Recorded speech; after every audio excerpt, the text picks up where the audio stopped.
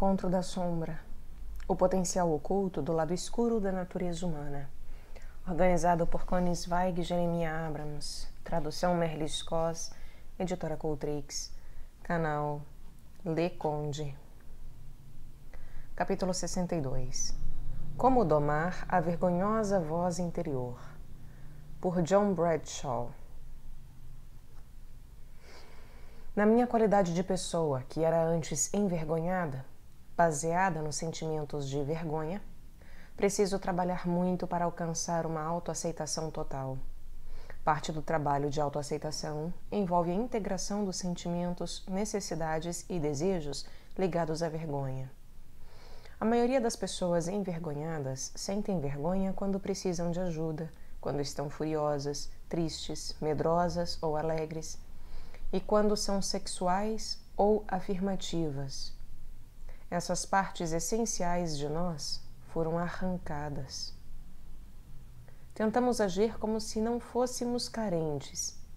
Fingimos não sentir aquilo que sentimos. Lembro de todas as vezes que disse "eu estou bem", quando estava triste ou sofrendo.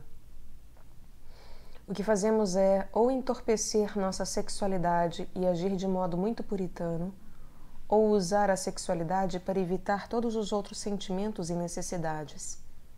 Em todos os casos, perdemos partes vitais de nós mesmos. E é muito comum que essas partes reprimidas apareçam nos nossos sonhos e nas nossas projeções. Isso é verdade, em especial com respeito à nossa sexualidade e instintos naturais. Jung chamou esses aspectos reprimidos de nós mesmos o lado da sombra. Sem integrarmos a nossa sombra, não conseguimos alcançar a totalidade.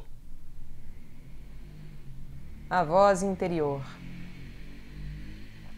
A conversa interior negativa é aquele diálogo interior que Robert Firestone chama a voz interior. Outros estudiosos têm descrito a voz interior de maneiras diferentes. Eric Berne refere-se a ela como um conjunto de registros parentais semelhantes a fitas cassete. A estimativa de alguns é que existem 25.000 horas de fitas gravadas na cabeça de uma pessoa normal. Fritz Perls e a escola de Gestalt chamam-nas de vozes parentais introjetadas. Aaron Beck chama-as de pensamentos automáticos. Como quer que a chamemos, todos nós temos algumas vozes na nossa cabeça. As pessoas envergonhadas, em especial, têm um predomínio de vozes negativas, vergonhosas e autodepreciativas. A coisa fundamental que a voz diz a uma pessoa envergonhada é que ela não é digna de ser amada, não tem valor e é má. A voz sustenta a imagem da criança má.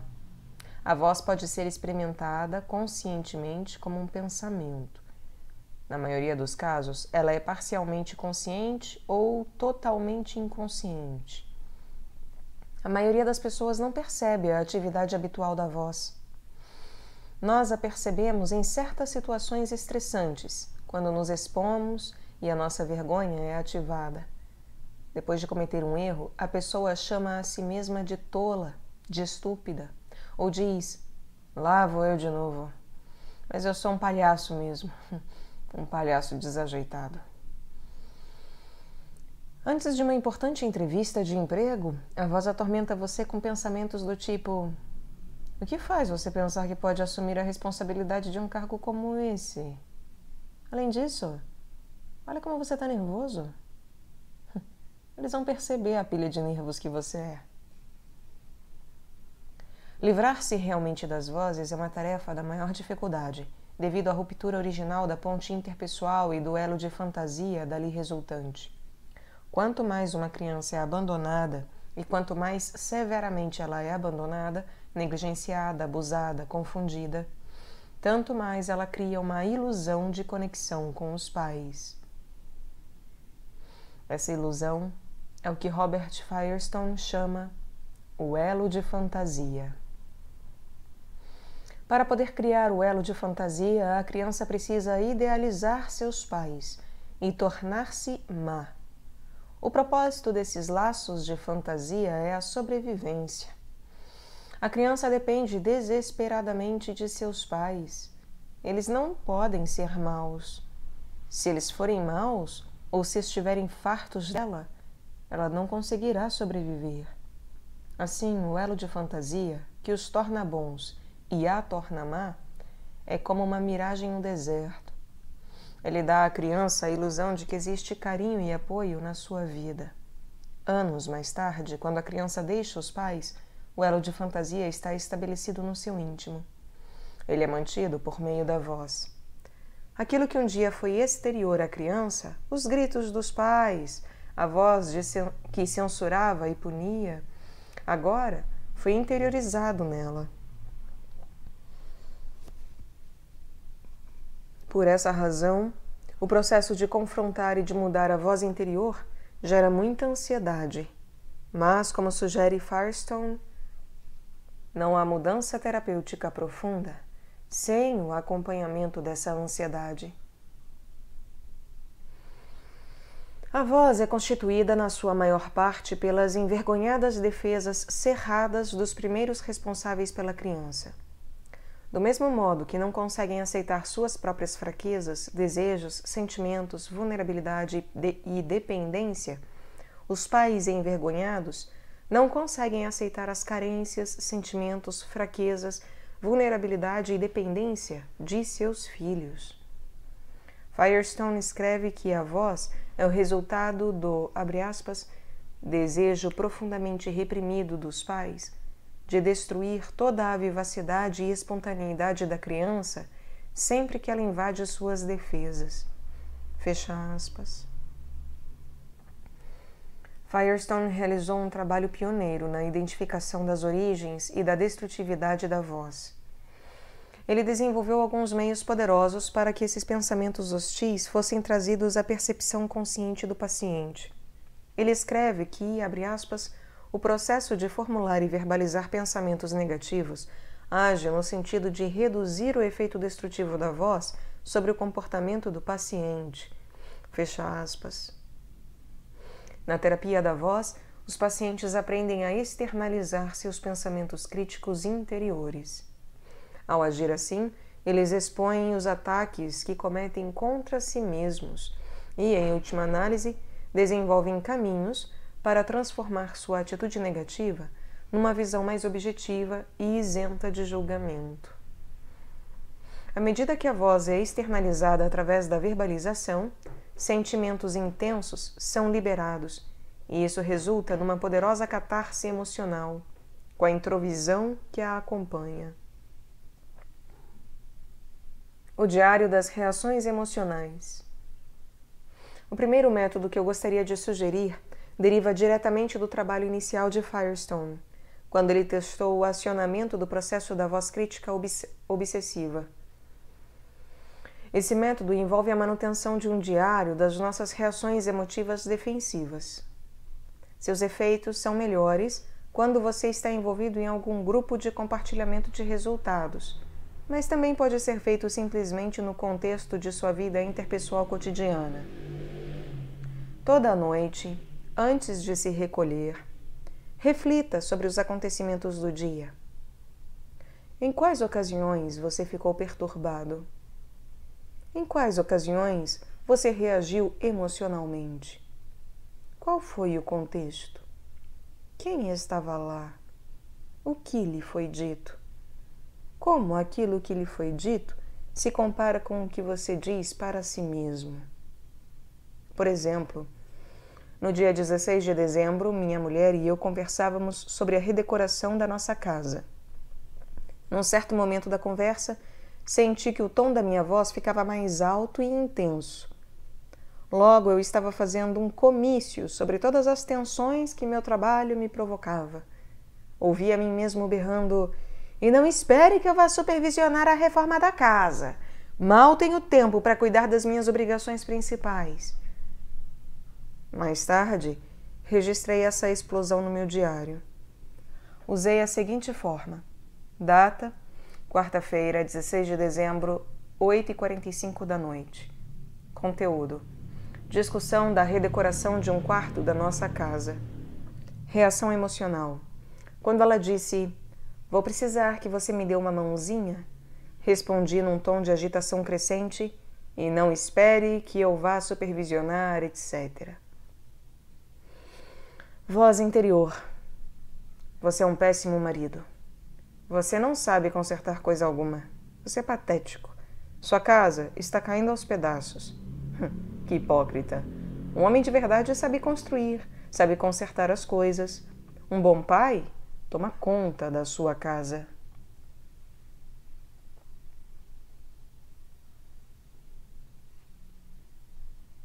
Então há o tópico da data, do conteúdo, de maneira resumida, a reação emocional e a voz interior.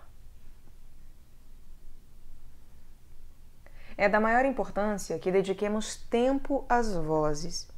Recomendo que você fique numa posição relaxada, quando tudo estiver quieto à sua volta. Dê um tempo para realmente ouvir aquilo que você está dizendo para si mesmo. Anote e depois leia-o em voz alta. Seja espontâneo com respeito à expressão das vozes. Hein?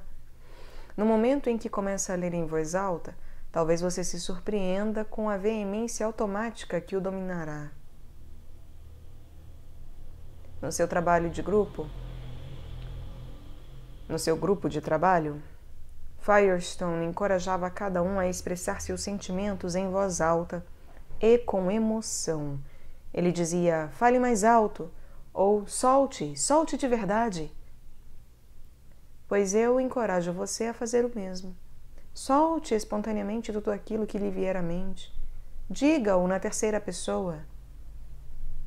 Deixe-se entrar na voltagem emocional acionada pela voz.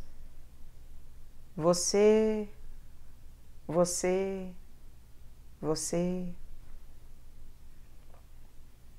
Respondendo à voz. Uma vez tendo expressado a voz, dito em voz alta para si mesmo, né? Você isso, você aquilo. Você pode começar a responder à voz. Você irá desafiar tanto o conteúdo quanto os ditames da voz. No registro do meu diário, respondi que sou um bom marido e que dei à minha família um lar maravilhoso. Minha masculinidade não depende do que quer que eu faça. Eu trabalho duro e posso me dar ao luxo de pagar alguém para consertar a minha casa. E mesmo que soubesse reformar portas e janelas, ainda assim eu contrataria alguém. Tenho coisas melhores em que ocupar meu tempo. Muitos homens fantásticos são carpinteiros e construtores, e outros não. Repito esse diálogo no dia seguinte. Eu sempre dou uma resposta, tanto em nível emocional quanto em nível lógico. Firestone recomenda que a pessoa haja, ou conscientemente não obedeça à voz, ou oponha-se diretamente a ela.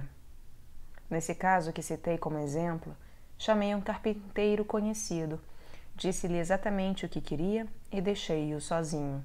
Fui jogar golfe, sentindo-me muito contente por estar em condições de poder contratar alguém para consertar minha casa. Seguindo a pista do crítico interior.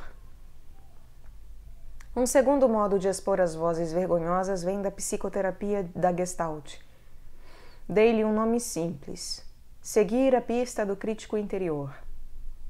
Um diálogo interior, autocrítico, está sempre em andamento nas pessoas envergonhadas. Esse jogo tem sido chamado de o jogo da autotortura. Na maioria dos casos, ele é tão habitual que se torna inconsciente. A prática que sugiro a seguir o ajudará a tornar-se mais consciente e lhe dará ferramentas para uma maior integração e autoaceitação. Aprendi essa prática no livro Awareness, Percepção Consciente, do John O. Stevens. Sente-se confortavelmente e feche os olhos.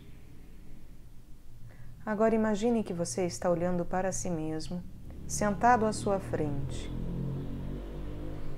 Forme algum tipo de imagem visual de si mesmo sentado ali à sua frente. talvez como se estivesse refletido num espelho. Como se senta essa imagem? O que essa imagem de você mesmo está vestindo? Que tipo de expressão facial você vê? Agora, em silêncio, critique essa imagem de si mesmo como se estivesse falando com uma outra pessoa. Se está fazendo essa experiência sozinho, fale em voz alta. Diga a si mesmo aquilo que deveria fazer e aquilo que não deveria. Comece cada frase com as palavras você deveria, você não deveria, ou alguma expressão equivalente. Faça uma longa lista de críticas. Ouça a sua voz à medida que vai se criticando. Agora imagine que você troca de lugar com essa imagem. Torne-se essa imagem de si mesmo e, em silêncio, responda a essas críticas. O que você diz em resposta àqueles comentários críticos? E o que o tom de sua voz expressa? Como você se sente ao responder a essas críticas? Agora troque os papéis e torne-se novamente o crítico. Ao dar continuidade a esse diálogo interior, esteja consciente daquilo que diz e também do modo como diz, suas palavras, seu tom de voz e assim por diante. Faça uma pausa de vez em quando para simplesmente ouvir e sentir as suas próprias palavras. Troque de papéis sempre que quiser, mas mantenha o diálogo em andamento. Observe todos os detalhes daquilo que está acontecendo dentro de você à medida que faz isso. Observe como você se sente fisicamente em cada papel. Você identifica alguma pessoa conhecida naquela voz que o critica dizendo você não deveria? O que mais você percebe nessa interação? Continue esse diálogo silencioso durante mais alguns minutos. Você observa alguma mudança no decorrer do diálogo? Agora, sente-se calmamente e reveja esse diálogo. É provável que você experimente algum tipo de cisão ou conflito, alguma divisão entre uma parte poderosa, crítica e autoritária, que exige uma mudança, e uma outra parte menos poderosa, que se culpa, se evade e apresenta justificativas. É como se você estivesse dividido entre o pai e o filho, ou o pai ou o chefão, sempre tentando obter o controle para transformar você em algo melhor, e a criança ou vítima sempre fugindo dessas tentativas de mudança. Ao ouvir a voz que o criticava e que lhe fazia exigências, talvez você a tenha reconhecido como a voz de um de seus pais, ou talvez ela tenha soado como a voz de alguma pessoa outra que lhe faz exigências, por exemplo, o marido, ou a esposa, seu chefe, ou alguma outra figura de autoridade que o controla. Essa voz crítica pode ser ativada em qualquer situação onde você esteja vulnerável e exposto. Uma vez ativada essa voz, uma espiral de vergonha é posta em movimento. E uma vez em movimento, essa espiral tem força própria. Ela é imperativa para a externalização do diálogo interior, já que é um dos principais caminhos em que você mantém a não aceitação e a divisão de si mesmo. Essa prática ajuda a trazer à consciência o diálogo crítico. Esse é o primeiro passo para a externalização da voz. O segundo passo é tomar cada uma das mensagens críticas e traduzi-las para um comportamento concreto específico. Em vez de você é egoísta, diga não quero lavar a louça. Em vez de você é burro, diga eu não entendo álgebra. Cada afirmação crítica é uma generalização. Como tal, ela é inexata. Existem alguns momentos em que todos nós temos vontade de fazer as coisas ao nosso modo. Existem áreas na vida nas quais todos nós nos sentimos confusos, mas ao traduzir essas generalizações, julgamentos, condições ou valores em comportamentos concretos específicos, você poderá ver uma imagem real de si mesmo e aceitar-se de uma maneira mais equilibrada e integrada. O terceiro passo é tomar essas generalizações, julgamentos, condições ou valores e fazer afirmações positivas que as contradigam. Por exemplo, em vez de dizer eu sou egoísta, afirme eu sou altruísta. É importante verbalizar essas afirmações e ouvir a si mesmo pronunciando-as. Recomendo que você procure alguém, um membro do seu grupo de apoio, seu melhor amigo, marido, mulher, e verbalize para essa pessoa a autoafirmação positiva.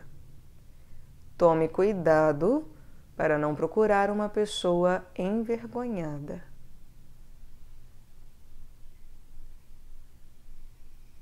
Capítulo 63.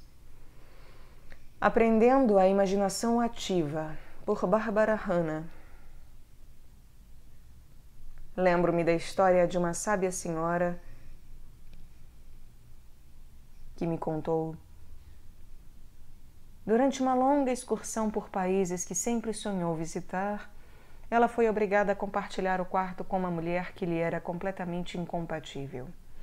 De início, ela sentiu que isso iria inevitavelmente estragar a viagem, mas logo percebeu que iria desperdiçar um dos momentos mais interessantes e agradáveis de sua vida se permitisse que sua aversão por aquela mulher estragasse sua viagem.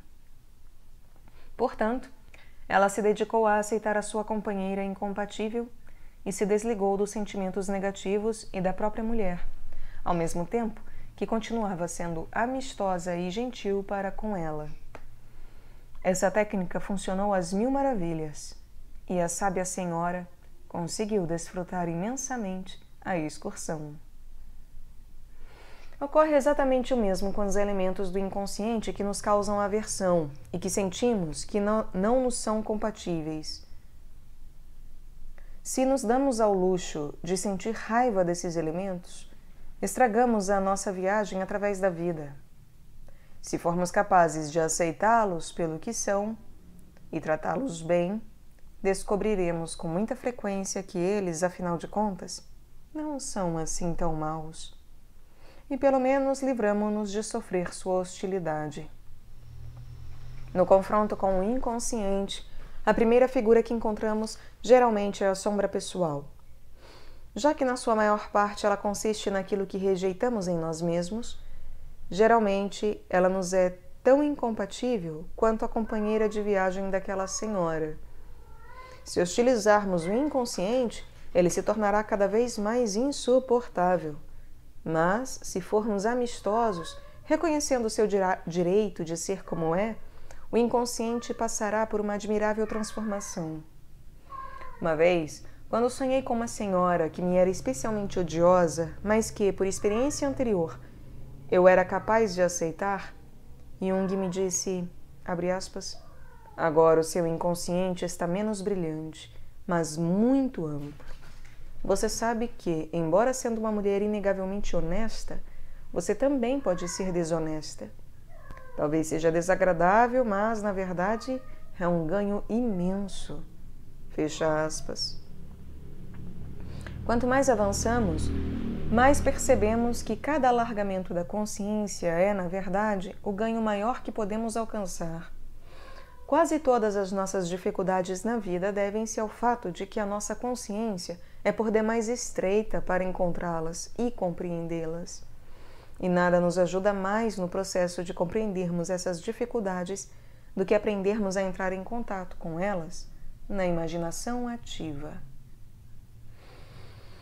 Dentre os usos da imaginação ativa, o maior deles é colocar-nos em harmonia com o tal, e assim as coisas certas, não as erradas, acontecem à nossa volta.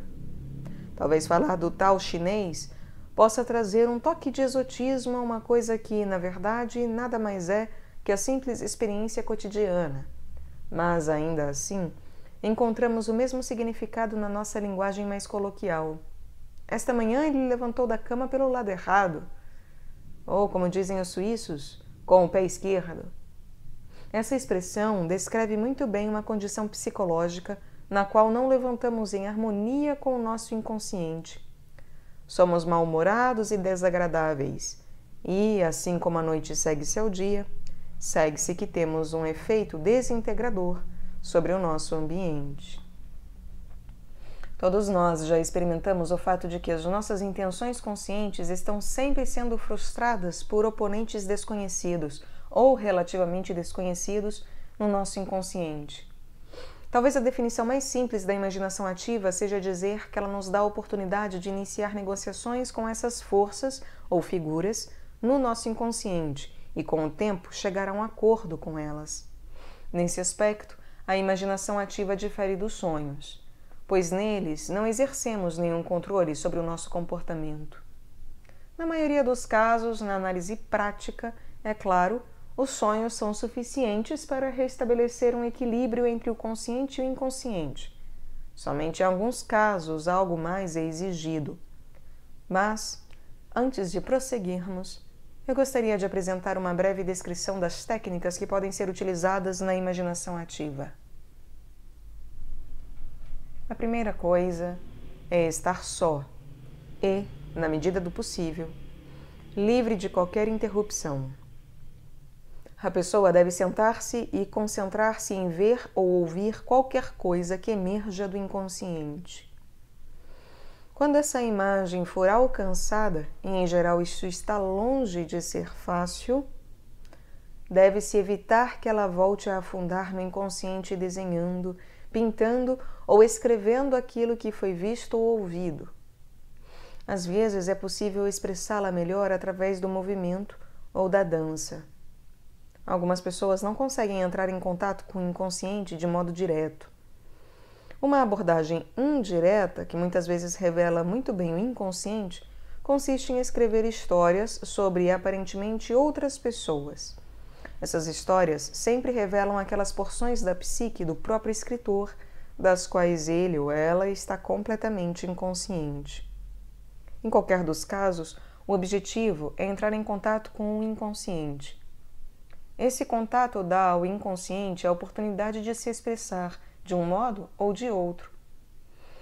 As pessoas que estão convencidas de que o inconsciente não tem vida própria não devem sequer tentar essa prática, tá?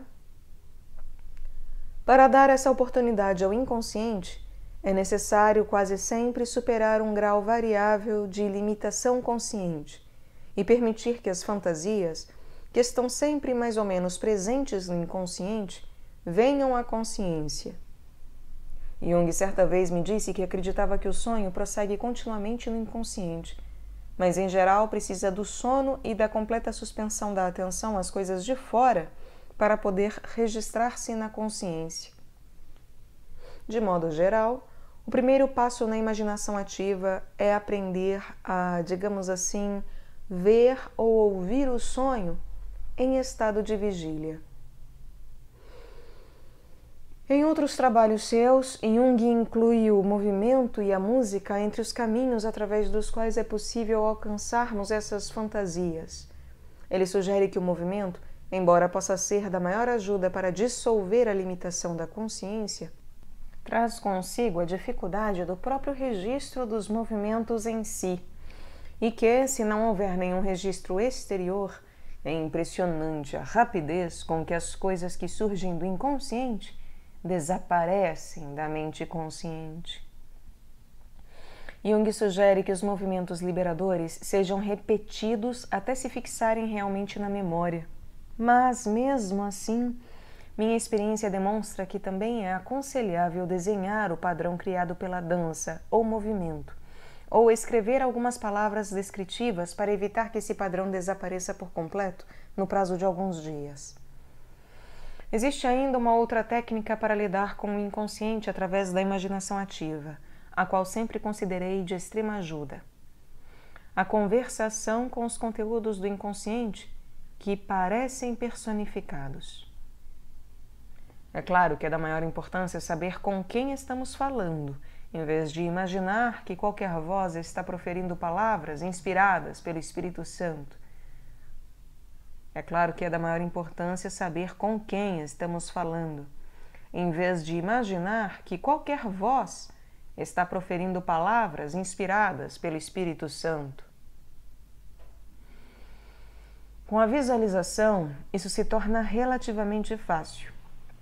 Mas isso também é possível quando não existe visualização, pois que a pessoa pode aprender a identificar as vozes ou o modo de falar e assim evita cometer erros.